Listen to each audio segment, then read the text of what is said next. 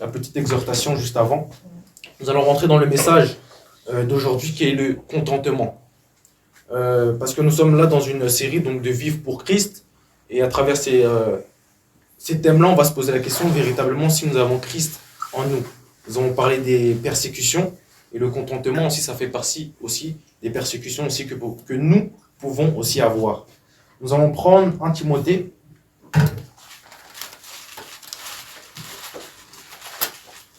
1 Timothée chapitre 6, du verset 6 à 10. 1 Timothée 6 au verset 6. C'est en effet une grande source de gain que la piété et le contentement. Car nous n'avons rien apporté dans le monde et il est évident que nous n'en pouvons rien emporter. Si donc nous avons la nourriture et le vêtement, cela nous suffira. Et ceux qui veulent s'enrichir tombent dans la tentation, dans le piège et dans beaucoup de désirs insensés et pernicieux, qui plongent les hommes dans la ruine et la perdition. Car l'amour de l'argent est une racine de tous les maux, et quelques-uns, en étant possédés, se sont égarés loin de la foi et se sont jetés eux-mêmes dans bien de tourments. Amen. Donc là, le thème d'aujourd'hui, comme on a dit, que c'était le contentement. Notamment, au verset 6, on nous dit que c'est en effet une grande source de gain que la piété avec le contentement, car nous n'avons rien apporté dans le monde, et il est évident que nous n'en pouvons rien emporter. Mais malheureusement, aujourd'hui, là, comme la parole ici le dit, comme Paul aussi le dit, qu'il y a beaucoup qui sont même possédés, même par l'amour de l'argent, par toujours gagner toujours plus, toujours plus. Mais la parole nous dit que nous sommes dans ce monde, mais nous ne sommes pas de ce monde. Maintenant, le contentement. Donc le contentement, comme nous pouvons le voir de comment même c'est écrit, c'est être content de l'état dans lequel nous nous trouvons. Mais malheureusement, en fait, aujourd'hui, beaucoup d'enfants de Dieu ne vivent plus dans le contentement. Pourquoi ? Parce que notre modèle, ce n'est plus Christ, mais c'est les gens du monde. C'est-à-dire qu'on va aujourd'hui aller sur les réseaux sociaux, on va regarder les influenceurs, on va regarder les influenceuses, on va regarder nos amis païens, on va regarder nos amis qui ne craignent pas Dieu. Donc c'est-à-dire que même pendant 1 an, si tu ne voyages pas, tu vas commencer à te gratter parce que tu n'as pas pu voyager. Si tu regardes tes vêtements et tu regardes sur les réseaux sociaux qu'il y a beaucoup de nouveaux vêtements qui sortent, tu auras toujours cette envie-là de toujours chercher toujours plus. Tu as déjà peut-être 5 paires de chaussures à la maison, mais tu vas vouloir encore acheter une 6e. Et ici, on nous dit quoi ? Que ici, il y en a qui, et quelques-uns, en étant possédés, se sont égarés loin de la foi. C'est-à-dire que tu peux te trouver tel quel, comme tu es ici, mais ça se trouve que tu es possédé par l'amour de l'argent. Il y a un point aussi qui fait qu'aujourd'hui, les enfants de Dieu n'arrivent plus à se contenter. C'est quoi ? C'est la comparaison. Comparaison constante sur les réseaux sociaux. Un tel est parti en voyage là-bas. Un tel a acheté cet habit-là. Un tel a acheté ci. Un tel a acheté sa maison. Parce qu'aujourd'hui, maintenant, en France, être locataire, c'est mal vu. Tu veux devenir propriétaire, non pour toi-même, mais pour que quand la famille va venir, pour se dire que j'ai acheté la maison, regarde comment j'ai acheté. Tu ne te contentes plus. Et qu'est-ce que tu vas faire ? Tu vas faire crédit sur crédit, crédit sur crédit. Et ça va emmener quoi ? Des maux de tête. Et les maux de tête vont emmener quoi ? La maladie. Et on va commencer à chasser maintenant l'esprit de la maladie. Non, c'est nous-mêmes qui sommes à l'origine de cela.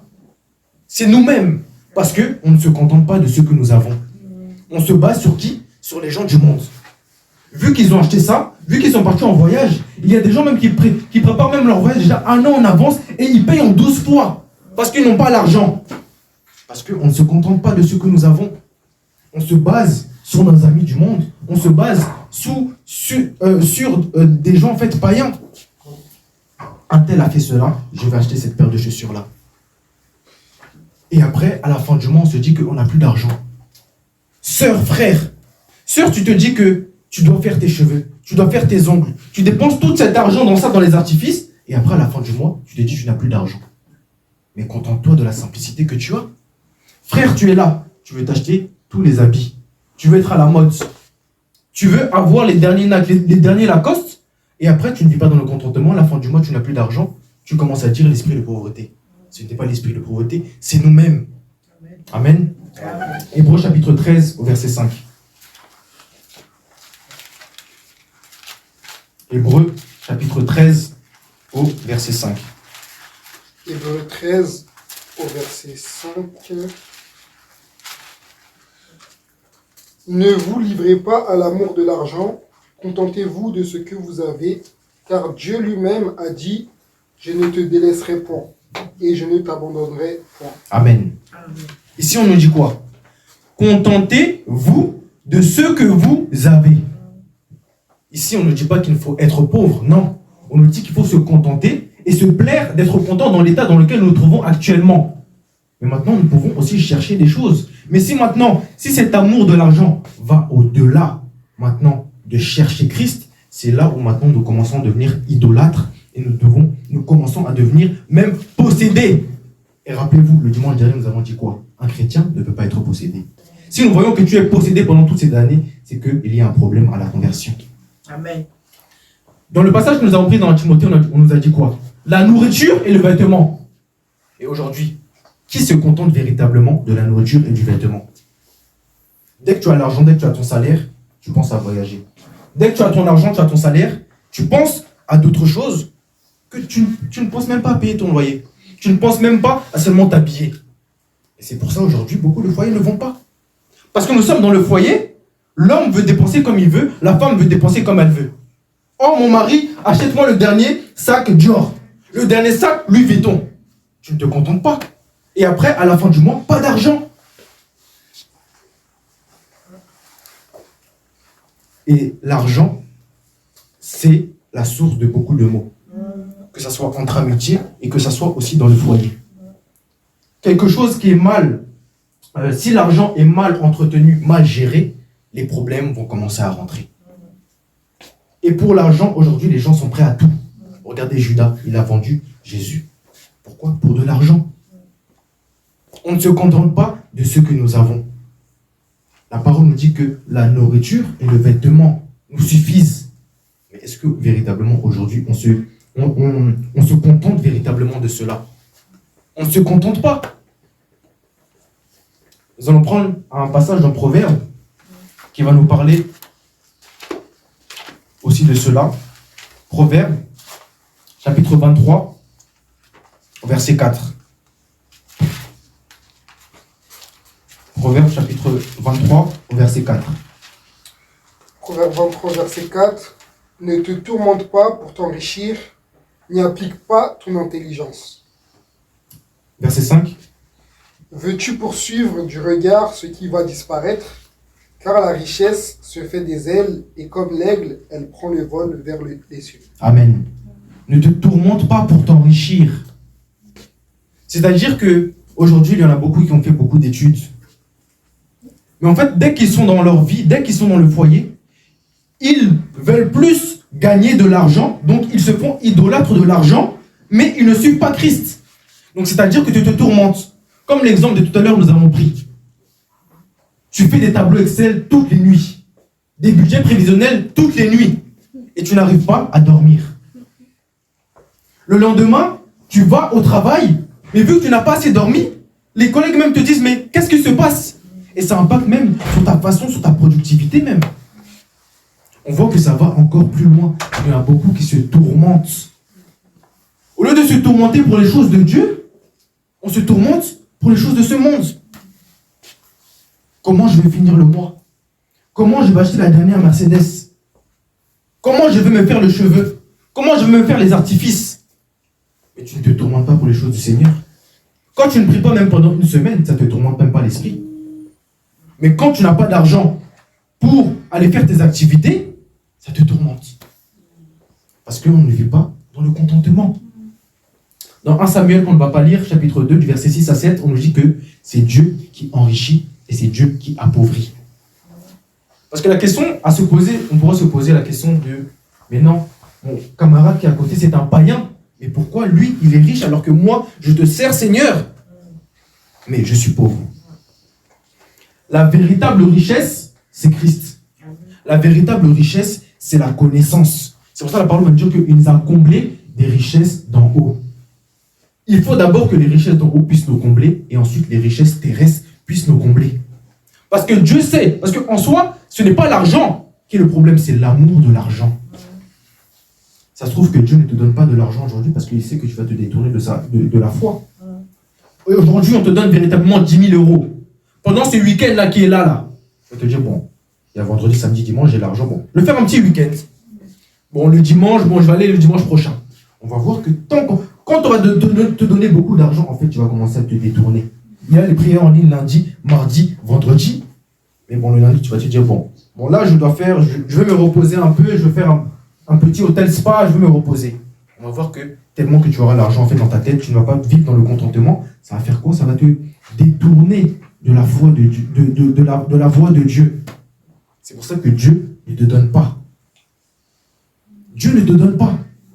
Amen. Amen. Nous allons prendre un passage dans Philippiens chapitre 4 au verset 11 qui illustre bien ça, avec Paul. Parce que Paul le dit que nous devons être aussi imitateurs de lui comme lui aussi il a été imitateur de Christ. Mais qu'est-ce que Paul a fait? Philippiens chapitre 4 du verset 11 à 13.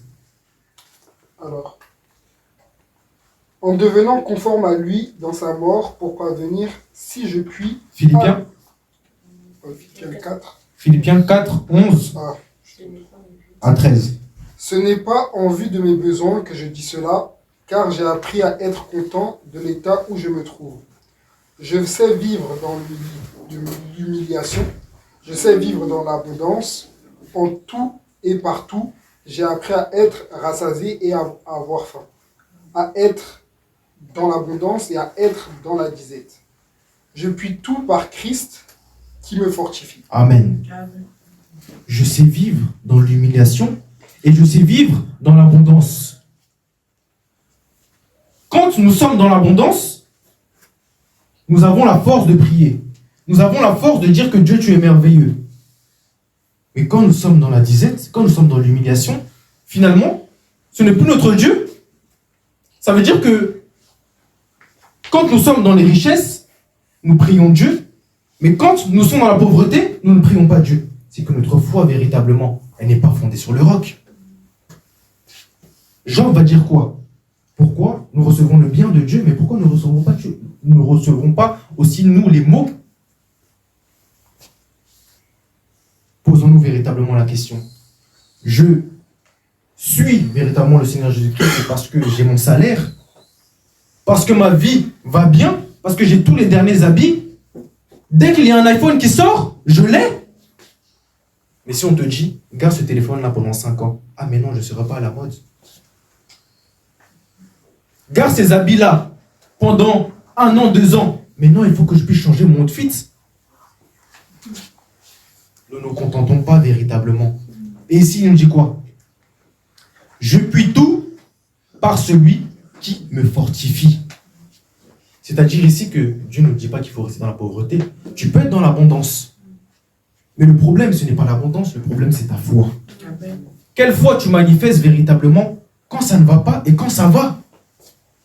Je vous assure, quand ça va, il faut encore plus prier. Parce qu'il faut amasser quand ça ne va pas aller. Parce que là, nous prions bien. Parce que nous avons parlé de la mort au tout début de l'exhortation. Mais je vous assure que même trop se lamenter, c'est un péché contre l'Éternel.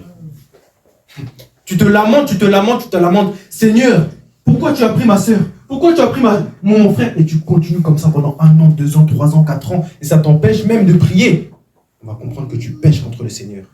Comprenez bien mon langage. Tu peux être triste, tu peux te lamenter, il n'y a pas de souci. Mais si cela, ça fait un obstacle à ta vie de foi, c'est que tu pèches contre le Seigneur. Nous allons prendre un passage dans Deutéronome. Non, Nombre, pardon. Nombre chapitre 21. Nombre chapitre 21, du verset 4 au verset 9. Nombre 21, verset 4. Ils partirent de la montagne de Hor par le chemin de la mer Rouge, pour tourner le pays d'Édom. Le peuple s'impatienta en route, et il parla contre Dieu et contre Moïse. Pourquoi nous avez-vous fait monter hors d'Égypte, pour que nous mourions dans le désert? Car il n'y a point de pain, il n'y a point d'eau, et notre âme est dégoûtée de cette misérable nourriture. Alors l'Éternel envoya contre le peuple des serpents brûlants. Ils mordirent le peuple, et il mourut. Beaucoup de gens en Israël. Le peuple vint à Moïse et dit, « Nous avons péché, car nous avons parlé contre l'Éternel et contre toi.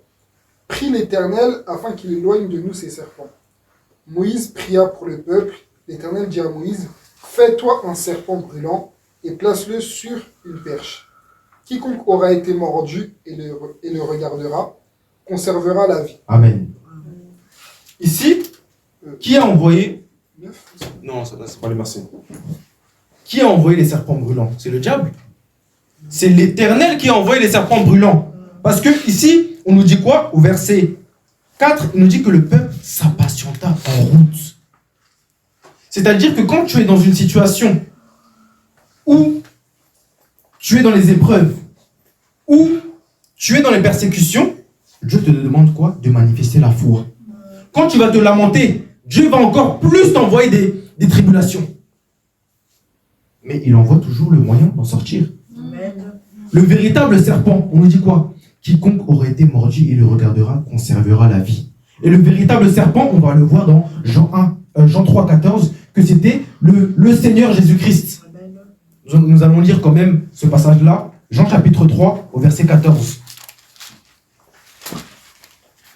Jean 3, 14. Et comme Moïse éleva le serpent dans le désert, il faut de même que le Fils de l'homme soit élevé. Amen. Donc on comprend que dans les tribulations, il faut manifester la foi. Si tu te plains trop, si tu te lamentes trop, Dieu va te dire, ok, tu ne manifestes pas ma foi, je vais encore t'envoyer plus d'épreuves jusqu'à ce que tu vas manifester la foi. Je vais t'envoyer des serpents bien brûlants. Il va dire, ah, mon fils ne manifeste pas la foi, le diable, je te permets de toucher sa vie. Dieu, ce qu'il veut, il veut notre foi. Il dit que, sans la foi, il est impossible d'être agréable au Seigneur. C'est-à-dire que même dans les persécutions, si on veut être agréable au Seigneur, il faut manifester la foi. Si nous ne manifestons pas la foi, si nous nous lamentons trop, si nous nous plaignons trop, Seigneur, pourquoi tu as permis ça? Pourquoi si, pourquoi ça, pourquoi si? Dieu va nous envoyer des serpents. Mais il nous dit que, en fait, il fait cela pour notre bien. Toute chose concourt au bien de ceux qui aiment Dieu. C'est-à-dire que, si tu te concentres toujours sur le serpent qui est là, qui est en train de te mordre et que tu ne regardes pas à Christ, tu ne seras jamais en vie. Tu vas mourir. Amen. Tout ça pour dire que dans la marche, il faut se contenter de ce que nous avons. Même si nous voulons des choses, et ce n'est pas mauvais de prier pour nos projets, pour prier pour la richesse, pour prospérer dans les finances, il n'y a pas de souci. Mais soyons premièrement comblés par les richesses de Christ. C'est bien beau de faire beaucoup d'études, de faire les 5 ans, des 10 ans d'études. Mais il y a des gens, vous les voyez dans les études, mais ils sont comme possédés même par les études. De 8h jusqu'à minuit, tu es en train de réviser. Mais pose-toi des questions. Mais finalement, tu as besoin de Christ. Mais pendant tout ce temps-là, tu révises. Mais qui va t'aider le jour de l'examen? Donc toi, tu vas réviser tout le temps. Et le jour de l'examen, tu vas commencer à dire, ah Seigneur, aide-moi. Mais on va voir que notre Seigneur, dans ta vie, c'est un Dieu des circonstances. Beaucoup de personnes s'amassent à faire des 10 ans d'études. Des 8 ans d'études, ce n'est pas mauvais.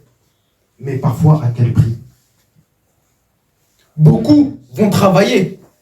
Ils vont travailler jour, nuit, jour, nuit, jour, nuit. Mais à quel prix?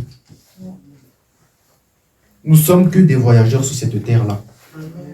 Et tant que nous aurons cette mentalité-là du contentement, ça va que mieux aller dans ta vie et dans ton foyer aussi. Femmes, hommes, écoutons bien cela. Parce qu'aujourd'hui, comme on l'a dit au tout début, ça ne va pas. Parce qu'on ne se contente pas. On regarde à gauche, on regarde à droite. On est influencé par les ramassiers qui sont autour de nous. Oh, toi tu es dans ton foyer, tu vas croire que l'herbe est plus verte ailleurs. Oh, mais chérie, tu vois que là-bas ils voyagent. Tu vois que là-bas ils font ci. Tu vois que là-bas son mari, il lui a offert ça. Mais toi, regarde ta vie. Est-ce qu'ils ont Christ? Tu te bases sur les gens du monde. Tu ne te contentes pas. Tu vas commencer à te lamenter et Dieu va t'envoyer encore plus de tribulations. Et tu vas dire, qui c'est le diable? C'est Dieu. Amen. Amen. Nous allons prendre Deutéronome, chapitre 8, du verset 2 à 3. Deutéronome, chapitre 8, du verset 2 à 3. Deutéronome 8, verset 2. Souviens-toi de tout le chemin que l'Éternel, ton Dieu, t'a fait faire pendant ces 40 années, dans le désert, afin de t'humilier et de t'éprouver, pour savoir quelles étaient les dispositions de ton cœur, et si tu gardais ou non ses commandements. Il t'a humilié, il t'a fait souffrir de la faim, et il t'a nourri de la manne, que tu ne connaissais pas et que tu n'avais pas connu, que n'avaient pas connu tes pères, afin de t'apprendre que l'homme peut vivre non seulement de pain, mais de tout ce qui sort de la bouche de l'Éternel. Amen. Amen. Notre Dieu, il a le sens de l'humour aussi, hein, vraiment. Il dit que pour savoir quelles étaient les dispositions de ton cœur et si tu garderais ou non ses commandements, il t'a humilié et t'a fait souffrir de la faim et t'a nourri de la manne que tu ne connaissais pas et que n'avaient pas connu tes pères afin de t'apprendre que l'homme ne vit pas de pain seulement, mais que l'homme vit de tout ce qui sort de la bouche de l'Éternel. C'est des versets chaque jour. L'homme ne vivra pas seulement de pain, mais de toute parole qui sort de la bouche de Dieu. Mais quand les moments arrivent, est-ce que tu répètes encore ces versets? Arrêtons de nous moquer vraiment de Dieu. Soyons sincères, rentrons dans la prière. Seigneur, tu vois que je suis encore trop attaché aux choses du monde. Je suis trop attaché à ça, délivre-moi. Seigneur, que tu vois dans les persécutions, je suis encore trop attaché à l'amour de l'argent. Seigneur, délivre-moi. Il faut être honnête. Parce que quand nous rentrons parfois dans la prière, moi le premier, j'ai déjà expérimenté ça, on vient et on se fait en fait plus humble que Dieu, mais Dieu connaît déjà ce que tu vas dire. Ne fais pas le humble, ne fais pas semblant. Non. Il connaît déjà, Seigneur, tu vois mon cœur. Tu vois au plus profond de moi que j'aime ça. Seigneur, délivre-moi. Tu vois que je m'inquiète. Seigneur, délivre-moi. Dans Matthieu chapitre 6, au verset 24, ce passage-là que nous connaissons, ça je vais lire, Matthieu chapitre 6, au verset 24. Je vous invite à lire du verset 24 à 34. Nous allons prendre seulement quelques passages pour ne pas être long. Matthieu chapitre 6. Matthieu chapitre 6, du verset 24 à 34. Je vais lire le verset 24 en descendant. On va même commencer au verset 24. Nul ne peut servir deux maîtres, car ou il haïra l'un et aimera l'autre, ou il s'attachera à l'un et méprisera l'autre. Vous ne pouvez servir Dieu et Mammon. C'est pourquoi je vous dis, ne vous inquiétez pas pour votre vie de ce que vous mangerez, ni pour votre corps de quoi vous serez vêtus. La vie n'est-elle pas plus que la nourriture, et le corps plus que le vêtement? Verset 26. Regardez les oiseaux du ciel. Ils ne sèment ni ne moissonnent, et ils n'amassent rien de les greniers, et votre Père Céleste les nourrit. Ne valez-vous pas beaucoup plus qu'eux? On va sauter, on va prendre au verset 34, on nous dit que ne vous inquiétez pas donc du lendemain, car le lendemain aura soin de lui-même, à chaque jour suffit sa peine. Amen. Mais aujourd'hui, on fait déjà des programmes pour 2 semaines, pour 1 mois, pour 1 an. Ce n'est pas mauvais, mais plus dans le sens où on met cette espérance-là, que vu que j'ai préparé, c'est ça qui va se réaliser. Non, on fait ça pour être prévenant. Ça, amen, gloire à Dieu, on doit mettre de côté toutes ces choses-là. Mais si on se dit que vu que j'ai mis de côté, ça va se réaliser, non. Dieu va t'envoyer des tribulations pour dire que c'est moi le centre de ta vie. Notre Dieu, c'est un Dieu jaloux. Il ne partage pas sa gloire. Quand il va voir que la gloire, parce que comment ça va se passer? Si quelque chose se réalise dans ta vie, peut-être dans 2 ans, que tu avais déjà dit aux gens, ah, dans 2 ans, je vais faire ci, je vais faire ça, et que tu n'aies aucune tribulation, à la fin, qu'est-ce qui va en sortir? Mais c'est grâce à toi, finalement. Ce n'est pas grâce à Christ, mais c'est grâce à toi. C'est pour ça qu'on me dit que à chaque jour suffit sa peine. Vivons véritablement dans le contentement. On ne dit pas ici qu'il faut rester dans la pauvreté. Non, ça, ce n'est pas de Dieu. On ne dit pas qu'il ne faut pas voyager. On ne dit pas qu'il ne faut pas se faire plaisir. Mais le problème, c'est ta foi. Tu peux faire tout ce que tu veux, mais le problème, c'est ta foi. On se tracasse trop pour les choses du monde. Même je vois parfois mes collègues, ils viennent à 8h, ils rentrent à 19h. Mais il y a ta famille qui est là. Parce qu'on te dit que fais des heures sup, tu vas encore gagner plus d'argent. Tu vas gagner plus d'argent, plus d'argent. Mais ton enfant, une fois maintenant qu'il ne peut plus parler avec toi, qu'il ne peut plus se confier avec toi, il va faire quoi? Il va se tourner non plus vers la voie de l'homme, mais il va se tourner vers la voie du serpent. Et après, tu vas voir ton enfant qui commence à changer, tu vas te dire, mais mon enfant, qu'est-ce qui se passe? Mais tu ne passes pas du temps avec lui. Au lieu de te contenter de l'argent que tu as déjà, tu regardes à gauche, tu regardes à droite.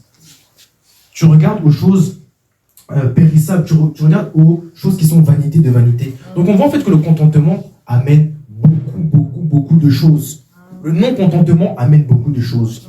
On court à travers l'argent. On court à travers la renommée. Il y a des choses aussi à dénoncer. vous voyez sur les réseaux sociaux, business en Christ. Viens, je vais t'aider. Un conseil chrétien, ce n'est pas de Dieu, je vous le dis.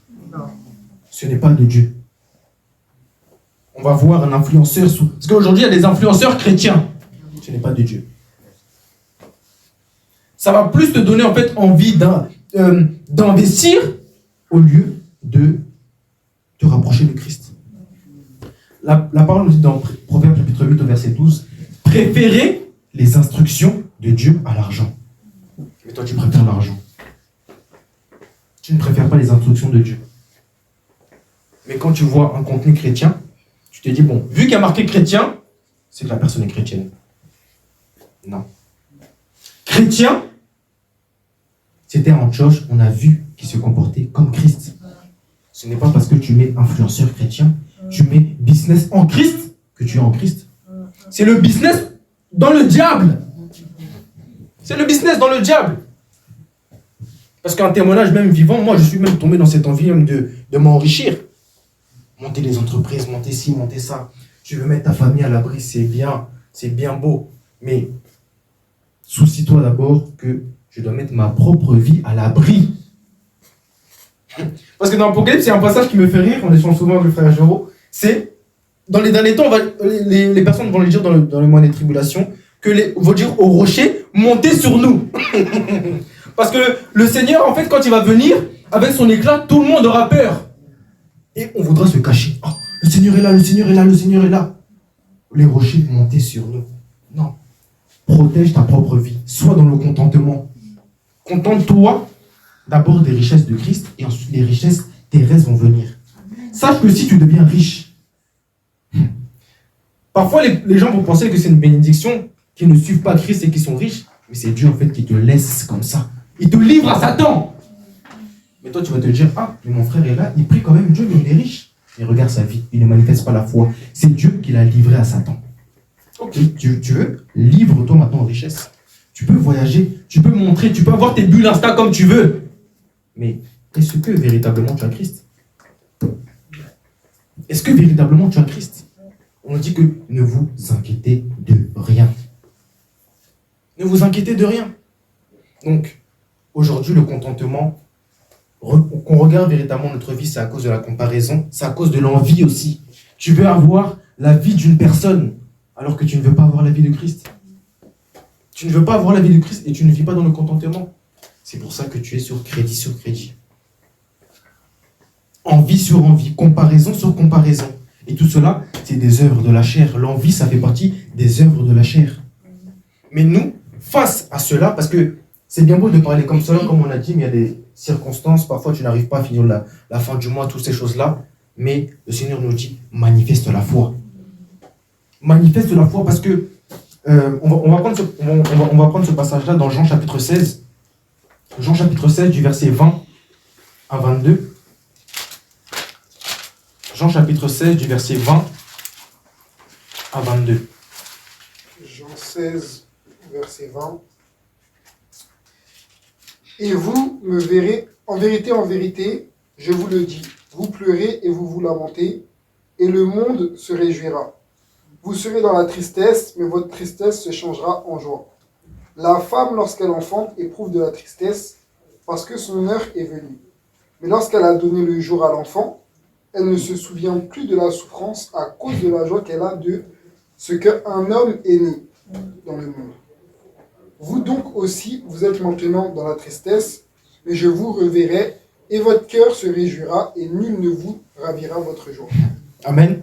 Et nul ne vous ravira votre joie.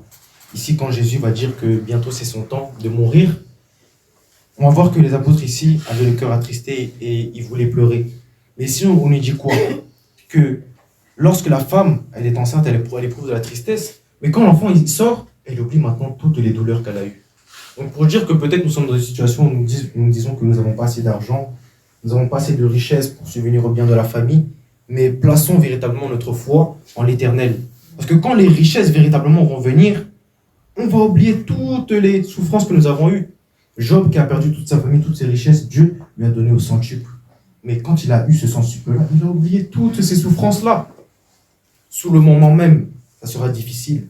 Mais à ce moment-là, quand le serpent te mord, il faut seulement regarder à la croix. Il ne faut pas regarder sur Internet comment devenir être riche, comment prospérer, comment faire ci. Les coachs, non, pas les coachs des réseaux sociaux. Il y a le véritable coach qui est Christ. Parce qu'aujourd'hui, il y a beaucoup d'hommes de Dieu maintenant qui sont venus des coachs. Bon, ça ne va pas. Bon, je veux commencer à te dire, bon, place un peu ton argent un peu dans le Bitcoin, tout ça, etc. Bon, tu vas voir, au fur et à mesure du temps, ça va venir. Comme on dit, ce n'est pas mauvais. Mais premièrement, il faut que ce soit la foi en Christ. Et ensuite, les bitcoins, tout cela, ça peut venir, ce n'est pas mauvais. Tu peux t'enrichir, ce n'est pas mauvais. Tu peux voyager, ce n'est pas mauvais. Mais quelle est la disposition de ton cœur? On nous dit, vous donc aussi, vous êtes maintenant dans la tristesse, mais je vous reverrai et votre cœur se réjouira et nul ne vous ravira votre joie. C'est-à-dire que, même la parole dans 1 Thessaloniciens nous dit que soyez toujours joyeux. Quand nous ne sommes pas joyeux des situations dans lesquelles nous sommes, nous péchons aussi contre le Seigneur. Nous pouvons nous dire que Dieu est méchant, non? Mais Dieu veut que sa gloire puisse lui revenir. Par la même occasion où lui aussi, il était dans la joie d'offrir son fils et d'aller à la croix, nous aussi nous devons aller vers les persécutions avec joie. Et si nous n'avons pas la parole en nous, dans ces situations-là, ça sera compliqué. Demain, tu perds un proche, tu n'as pas la foi, tu vas être effondré. Mais ici même, pour une mort, il dit que, ok, vous lamenterez pour un temps, vous serez dans la tristesse pour un temps, mais votre tristesse se changera en joie. Même à travers la mort de Christ, nous devons être dans la joie. Aujourd'hui, nous sommes dans la joie, nous chantons.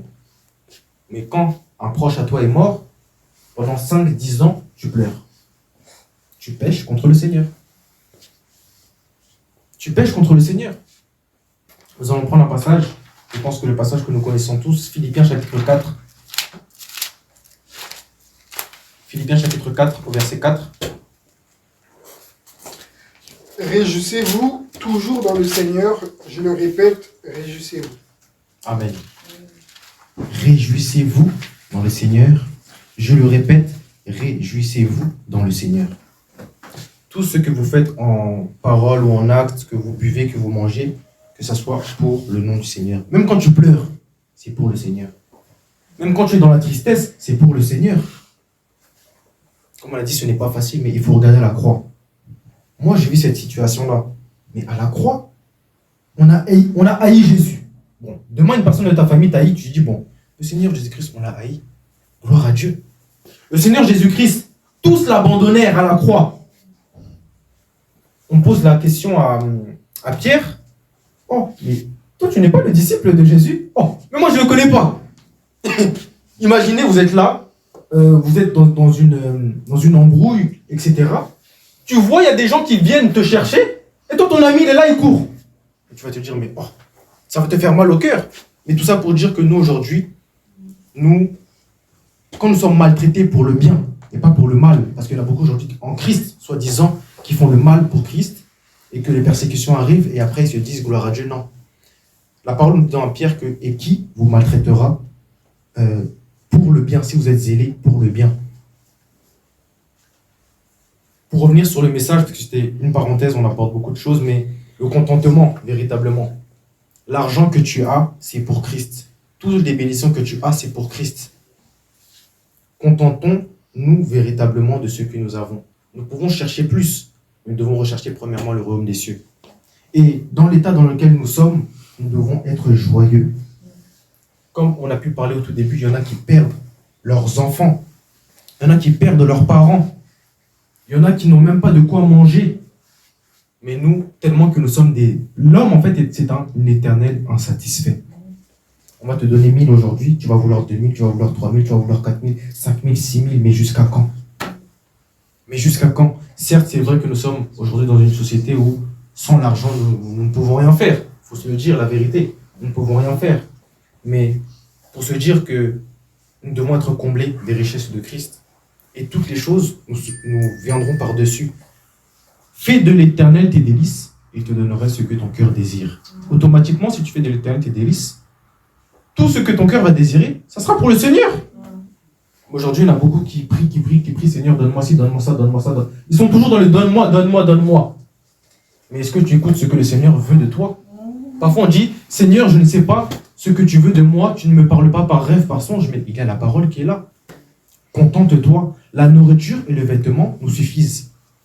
Regardez même ce que ça amène, même le non-contentement dans les assemblées. Chaque dimanche, vu que le dimanche dernier, tu as mis cet habit-là, le dimanche d'après, tu ne peux pas le mettre. Je dois acheter mon habit spécial pour le dimanche.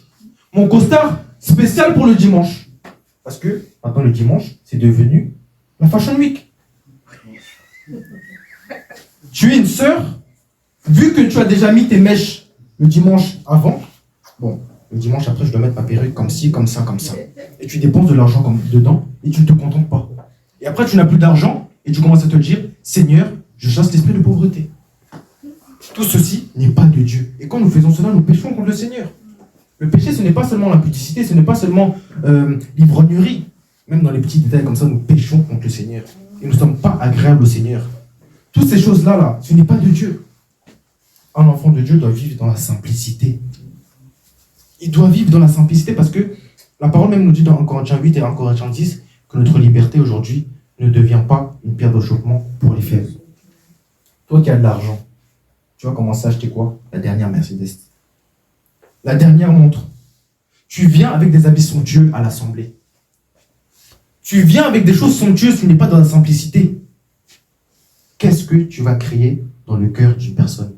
Donc on va comprendre que même quand tu ne te contentes pas et que tu achètes, parce qu'il y en a beaucoup qui disent que c'est ma vie, je vis pour moi-même. Mais non, la parole nous dit que vivre pour Christ, c'est vivre pour l'autre. C'est rechercher l'intérêt de l'autre. Même quand tu achètes quelque chose, tu achètes aussi pour l'autre. Même quand tu te coiffes, même quand tu t'habilles pour l'autre. Si tu ne veux pas accepter cela, ne sois pas chrétien. Même quand tu vas en voyage, tu voyages aussi pour les autres. Même quand tu postes des choses sur les réseaux sociaux, tu postes pour les autres. Est-ce que ça va créer de l'envie? Est-ce que ça va créer si? Parce que toi, tu ne vis pas dans le contentement. Mais toi qui voyages à gauche, à droite, il y a ton frère qui est dans le besoin à côté. Donc toi, tu es là, sur les réseaux sociaux, tu filmes comme tu veux. Mais qu'est-ce que ça va créer dans le cœur de la personne? Et on se dit, bon, non, c'est ma vie, je fais ce que je veux. Fais ce que tu veux. Le renoncement à soi-même, ça passe aussi par ça. Et si vous remarquez bien, j'ai échangé en plus avec une sœur hier, c'est que il y a une pensée même qui m'est venue, que même pour la mort aujourd'hui, les gens n'acceptent pas la mort, mais il y a aussi la mort aussi à soi-même. Et on va voir que quand c'est la mort à soi-même, les gens aussi sont dans la tristesse. On te dit, tu dois enlever tes artifices, tu es triste. On te dit que tu dois arrêter certaines choses, que tu es triste. On te dit que la vie que tu menais avant, tu ne dois plus la faire. Ah, c'est bizarre. Tu ne dois plus poster sur les réseaux sociaux comme ça, c'est la tristesse. Et 2 Corinthiens chapitre 7 va nous dire quoi? Il y a une tristesse qui mène à la repentance. Il y a une tristesse qui mène où? À la mort. Et Paul même va dire que je vous ai attristé, mais je ne m'en repens pas. Mais je suis dans la joie parce que cette tristesse vous a mené où? À la repentance. 1 Corinthiens chapitre 11 qui va nous dire que ce que je ne loue point, c'est que vous vous réunissez non pour devenir meilleur, mais pour devenir pire. L'Église, faisons attention. Posons-nous véritablement la question. Est-ce que quand nous nous réunissons comme ça à Bethsaïda, nous nous réunissons pour devenir pire ou pour devenir meilleur? Est-ce que ce que nous faisons, c'est véritablement selon la parole ou selon nos pensées? Parce que j'ai grandi comme ça dans une famille chrétienne. J'ai grandi dans une église comme ça. On chasse les démons, on fait ci. Mais toi, ce que tu fais, est-ce que ça a une base de l'écriture même? Parce que quand nous faisons cela, nous péchons, nous déshonorons Dieu. Nous déshonorons Dieu. Un dernier passage pour finir, Hébreux chapitre 4, au verset 12.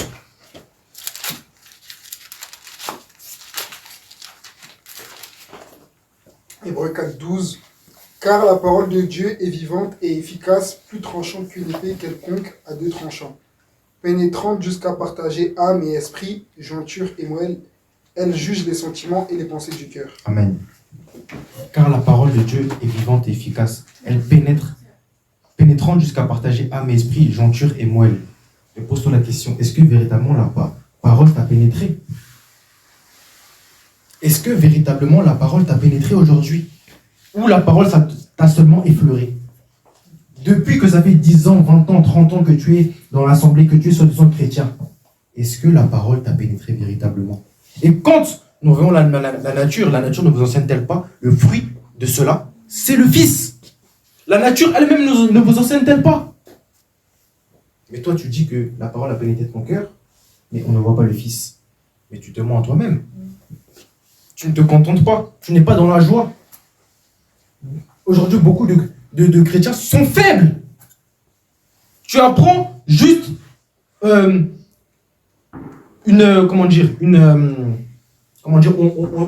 t'appelle, on te dit que lui, un tel a perdu son mari, un tel a perdu ses finances.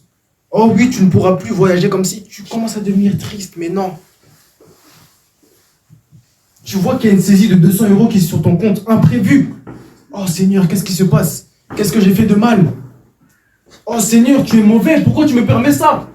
Nous sommes devenus trop faibles aujourd'hui. La parole, quand elle vient à nous, elle nous apporte aussi le courage. Elle nous apporte aussi un esprit de force. Mais tu te dis avoir l'esprit de Dieu, mais tu n'as pas la force en toi. Pose-toi véritablement la question. Certes, il y a nos sentiments, nos émotions, mais là, la parole nous dit quoi? Elle juge même les sentiments et les pensées du cœur. C'est-à-dire que tu peux avoir la pensée, Seigneur, éloigne-moi cette coupe de moi, mais toutefois, que ta volonté soit faite. Tu peux quand même te dire dans les épreuves, ah Seigneur, c'est dur, comment je vais faire? Mais la finalité, il faut se dire que c'est la volonté de Dieu qui soit faite. Amen. Amen. Soyez bénis.